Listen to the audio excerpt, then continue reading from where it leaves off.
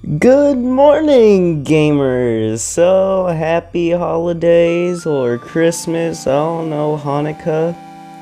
So, this is my last video of the year, I guess, if I can actually get this done like a couple days. Because, I didn't start editing it till, the week of Christmas break, So this is a Danganronpa 1 bonus video, and so basically, this is how it's gonna work. This is gonna range from facts that are fairly common knowledge to fans of the game, and some more obscure pieces.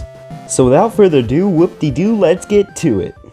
So these first little factoids are gonna be with the development of the game, more or less. So I'll start with basically the creator of the Danganronpa. I don't know his name because Wikipedia won't tell me. Developed the game with 3 core concepts. He wanted it to be a 3D game, no action, just gory and cruel. And honestly, he actually succeeded at it pretty well. With that being said, the creator of Danganronpa also worked on a few titles before this, so this isn't his first Danganronpa Murder Mystery Rodeo.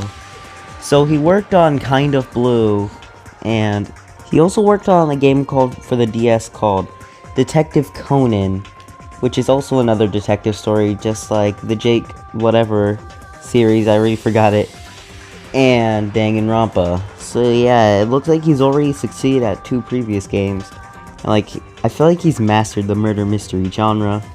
Speaking of that, the creator of Danganronpa also was inspired by the Sega Dreamcast title Illbleed, even going as far as saying that he just loved it because of how crazy it is, and that was his leaping point for games. That's kinda interesting to know, because game developers just learn off of other games, learn about their mistakes and stuff, and see what they can do better to improve it, but make it their own original title when you think about it. Man, I'm getting too philosophical about this. Anyways, another thing, Danganronpa means winning an argument over a bullet in English, and honestly, that's a really weird title when you think about it. Just imagine playing a game called Winning an Argument Over a Bullet, Trigger Happy Havoc, and Winning an Argument Over a Bullet Island, just stuff like that. I think it's really long, but we can all agree that Danganronpa is a much more iconic name than Winning an Argument Over a Bullet. Okay, here's the next one.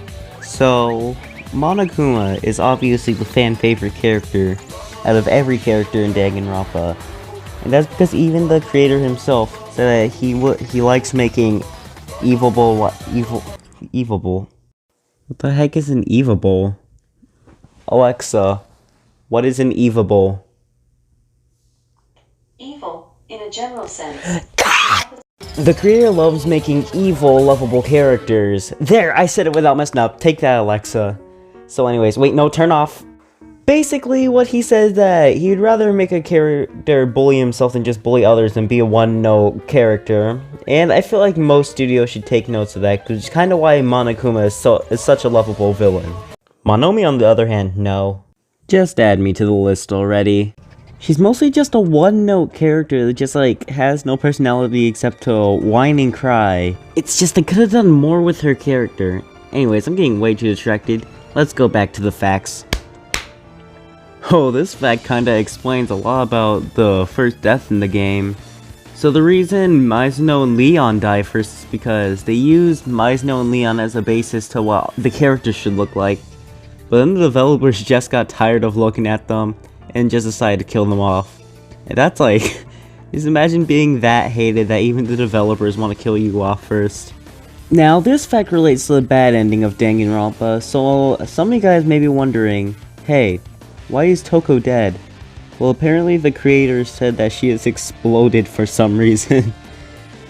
And I think that's kind of a silly thing, because he said that he just sometimes didn't know what to do with her. So yeah, it's kind of a funny way to just go out, just exploding randomly.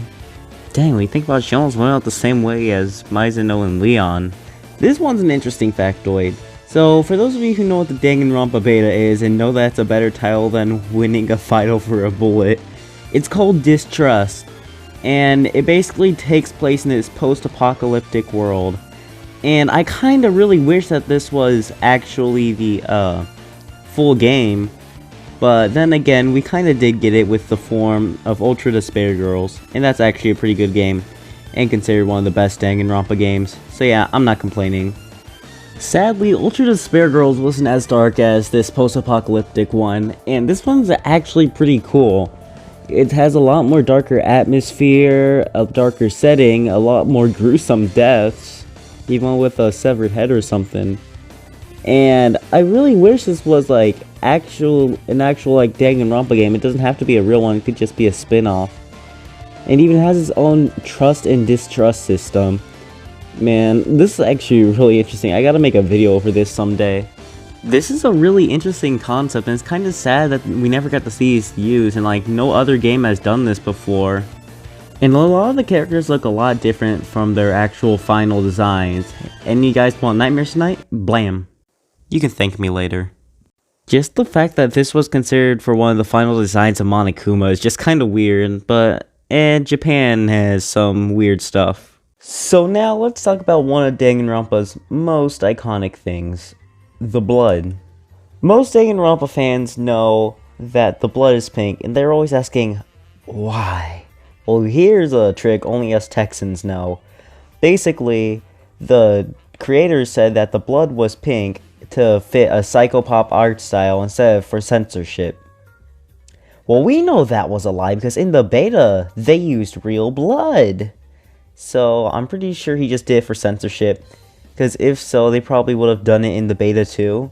I mean, just look at this footage, it's a blood fest compared to the original. So yeah, Leon was still going to be the first planned death even in the beta. But I mean, in the Danganronpa demo manga, they decided somebody completely different should die, aka Yamada and Hagakure. And then they decided to switch it back to Mayuzuno and Leon. Okay, this next fact is going to relate to the Danganronpa 1 mangas, so if you watched my previous video on used Danganronpa executions, you'll probably have somewhat of an idea on what I'm talking about. So anyways, within my stash of mangas, in the Danganronpa mangas, each has its own fanfiction section, with art ranging from, that's actually pretty good, but there's no reason for that to be in a Danganronpa 1 manga, to, oh lord! Which each section of these mangas labeled as despair mail. Honestly, it's kind of fun to flip through these pages of despair mail. Even when another manga doesn't do it, makes you want to swear off mangas for life. Even if some of them make me want to bleach my eyes out. It's really neat to see that there's just more people that read these mangas than just you, and the fact that they're getting featured into these little mangas are kinda interesting. Oh yeah, and don't ask why I'm missing an issue. I had the ending spoiled for me, and I'm not going to get the fourth one, but I'm making an oath right now. I will get it someday, but in the meantime, time to read some Danganronpa 2. So while we're on the topic of mangas and stuff, I'm going to talk about the unused executions. So basically, along with those mangas, there's also a visual fan book to show the unused executions of Danganronpa. But I've already covered them in this video, so if you want to see all of them from Danganronpa 1, just watch that video. This next interesting fact is relating to the characters. So the creator purposefully designed each character so that way they can easily become the antagonist of their own story.